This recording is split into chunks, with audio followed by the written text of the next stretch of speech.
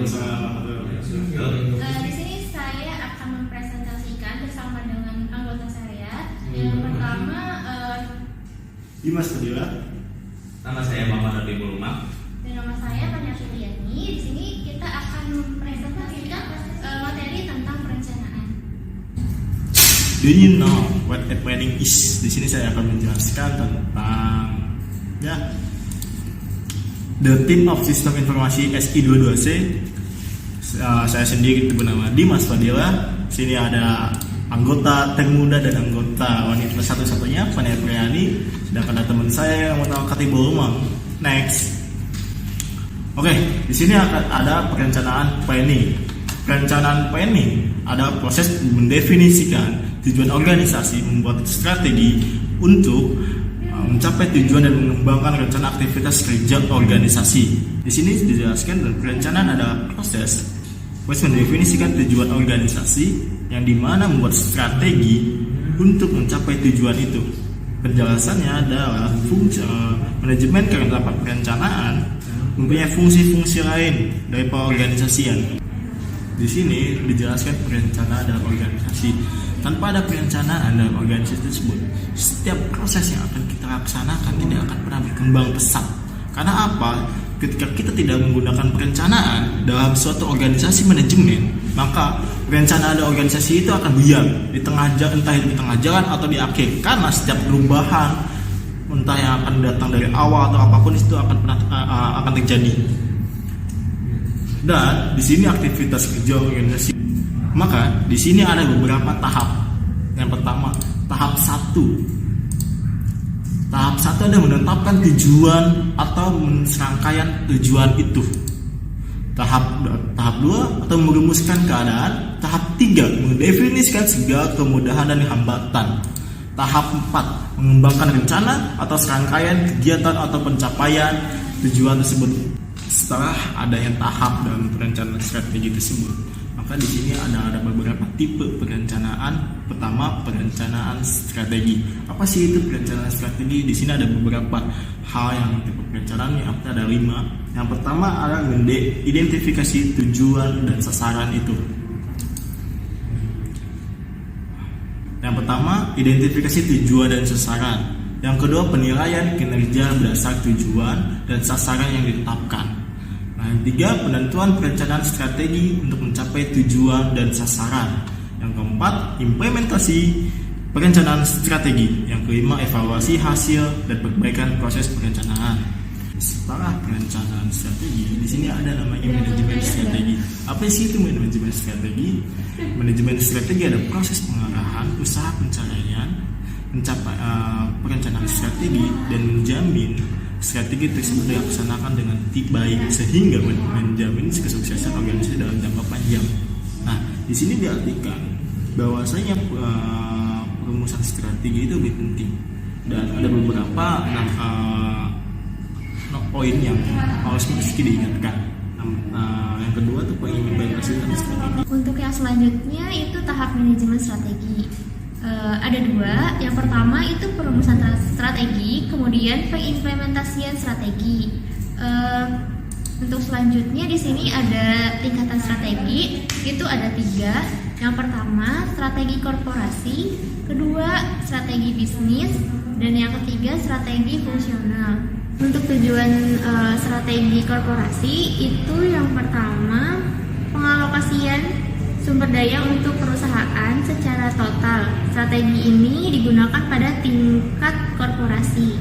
Kemudian untuk strategi bisnis itu tujuannya untuk digunakan pada tingkatan divisi. Kemudian untuk strategi fungsional itu mengarah ke bidang khusus untuk beroperasi. Strategi ini digunakan pada tingkat fungsional. Untuk strategi fungsional ini digunakan pada tingkat fungsional seperti penelitian dan pengembangan, sumber daya, manufaktur, pemasaran, dan lain-lain. Untuk selanjutnya itu perencanaan operasional. Perencanaan operasional yang khas itu ada 5. Yang pertama, perencanaan produksi produksi atau production plan, kemudian perencanaan keuangan, kemudian perencanaan fasilitas, terus perencanaan pemasaran, dan yang terakhir perencanaan sumber daya manusia. Kemudian untuk faktor-faktor yang mempengaruhi perencanaan, yang pertama itu waktu yang sangat diperlukan untuk melaksanakan perencanaan efektif. Kemudian waktu sering diperlukan untuk melanjutkan setiap langkah perencanaan tanpa informasi lengkap tentang variabel-variabel dan alternatif-alternatif, karena waktu diperlukan untuk mendapatkan data dan perhitungan semua kemungkinan. Dan yang terakhir itu jumlah waktu yang akan dicakup dalam rencana harus dipertimbangkan. Kemudian tujuan perencanaan.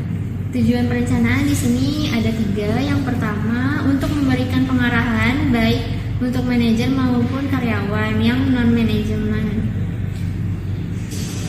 Kemudian untuk tujuan yang kedua itu untuk mengurangi ketidakpastian.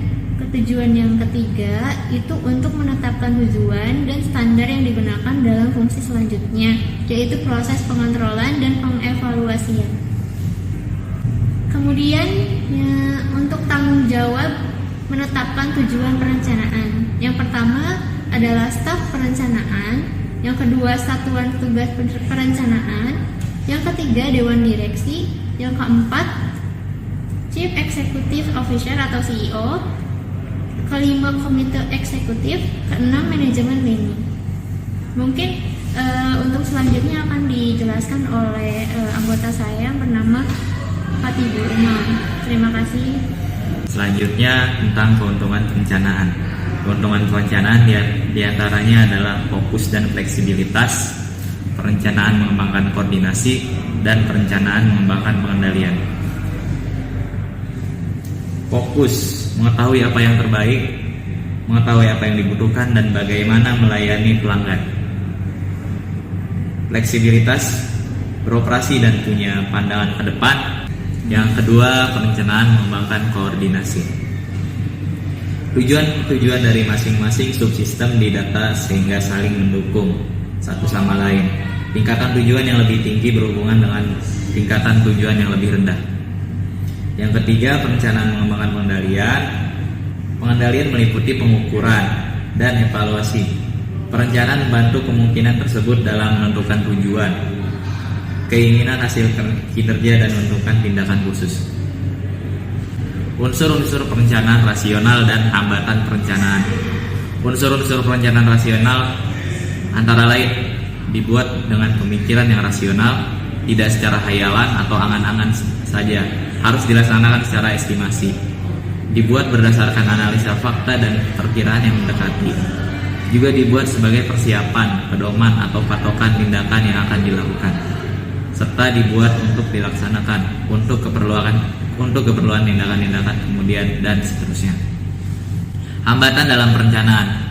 Dalam perencanaan juga terdapat hambatan, diantaranya kurang pengetahuan tentang organisasi, kurang pengetahuan tentang peramalan secara efektif, kesulitan perencanaan operasi-operasi yang tidak berulang, biaya takut gagal atau kurang percaya diri, serta ketidaksediaan untuk menyingkirkan tujuan-tujuan alternatif.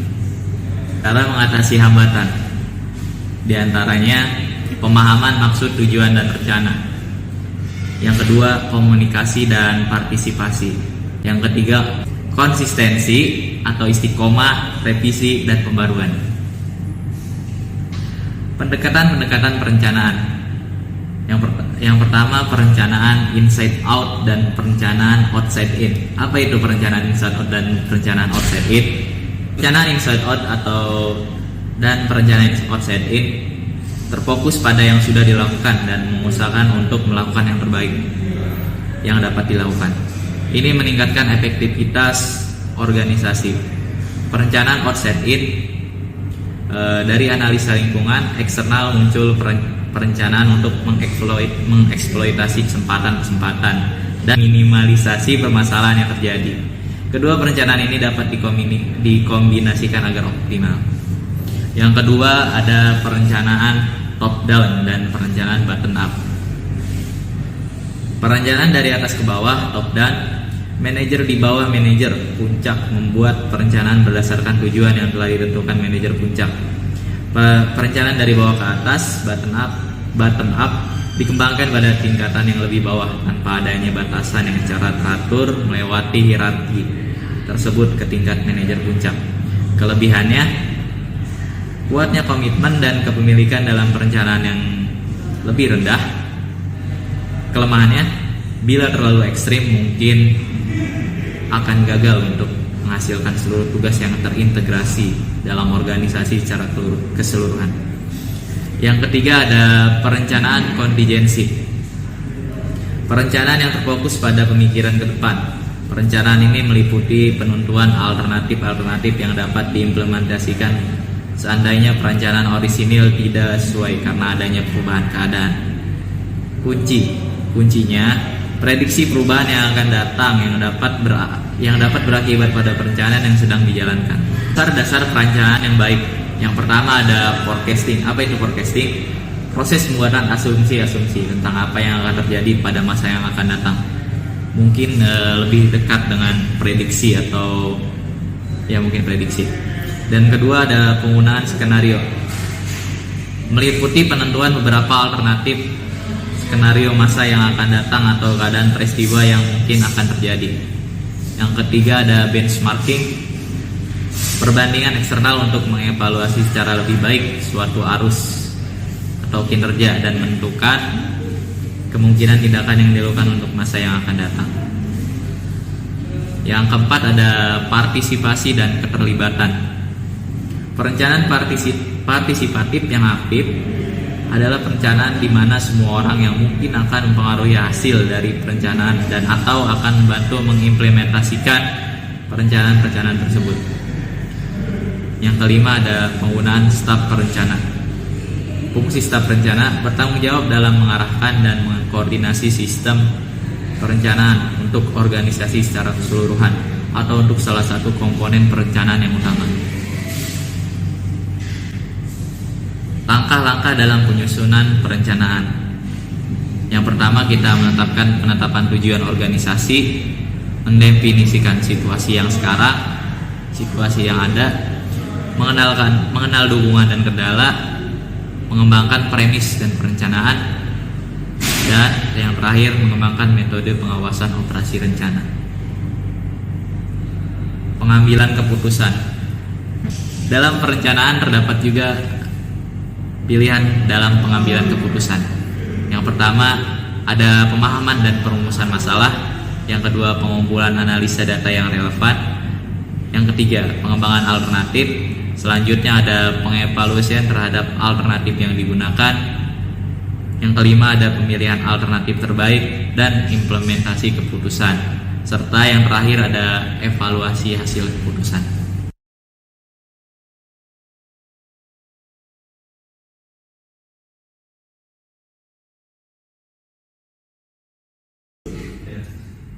Mungkin itu saja tentang presentasi kita tentang perencanaan dalam manajemen bisnis. Ada pertanyaan ataupun kritik dan saran silahkan coret-coret di bawah komentar channel kita. Terima kasih. Terima kasih. Jangan lupa nonton, like, comment, dan subscribe.